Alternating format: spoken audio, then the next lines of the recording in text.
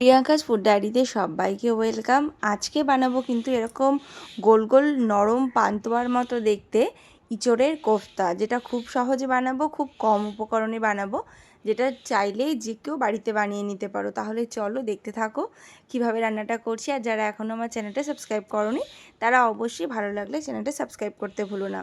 তো তার জন্য আমি কিন্তু প্রথমেই এখানে নিয়েছি ইঁচড়, যেটা আমি নুন আর হলুদ দিয়ে সেদ্ধ করে নিয়েছিলাম। সেটাকে একটু ভেঙে নিয়েছি। আর তারপরে দিয়ে দিলাম ভাজা পেঁয়াজ, আর এখানে দিচ্ছি আমি শুকনো লঙ্কা ভাজা করে নিয়েছি, সেটা একটু নুন দিয়ে গুঁড়ো করে নিলাম। আর দিয়ে দিলাম বেসন, আর দিয়ে দিচ্ছি আলু সেদ্ধ, নুন, একটু গরম মশলা, একটু লঙ্কার গুঁড়ো, চিনি আর ভাজা জিরে ধনে গুঁড়ো। সেটা খুব ভালো করে মেখে নেব। মেখে নিয়ে এবারে কড়াইতে কিন্তু সর্ষের তেল গরম করে আমি কোফতাগুলো ভাজা করে নেব। কোফতাগুলো ভাজা করার সময় একটু লক্ষ্য রাখতে হবে যেন তেলটা ঠিকঠাক গরম হয়।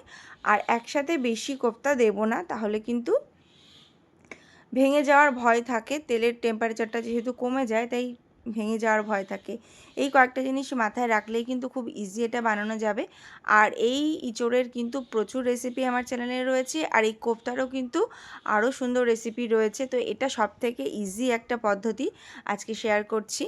তো এখানে আমি সমস্ত ভাজা করে নিয়ে তারপর এর মধ্যে আরেকটু তেল দিয়ে গোটা গরম মশলা ফোড়ন দিয়ে পেঁয়াজ, আদা, রসুন বাটা দিলাম, দিয়ে কষিয়ে নিয়ে টমেটো পেস্ট দিলাম।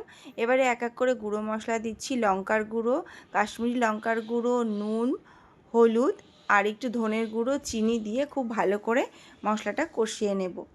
কষিয়ে নেওয়ার পর যখন সুন্দর করে তেল ছেড়ে আসবে, তারপর এতে আমি জল অ্যাড করব। যেহেতু আমি আলু দিচ্ছি না, এটা কিন্তু একদম একটু মাখামাখাই হবে গ্রেভিটা। তো এখানে ফুটে উঠলে কোফতাগুলো দিয়ে দিয়েছি।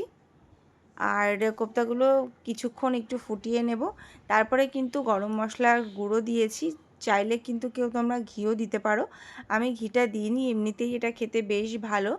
তো সেই জন্যে আর বেশি কিছু দেওয়ার দরকার নেই। তো তাহলে তৈরি হয়ে গেল কিন্তু আমার এই রেসিপি।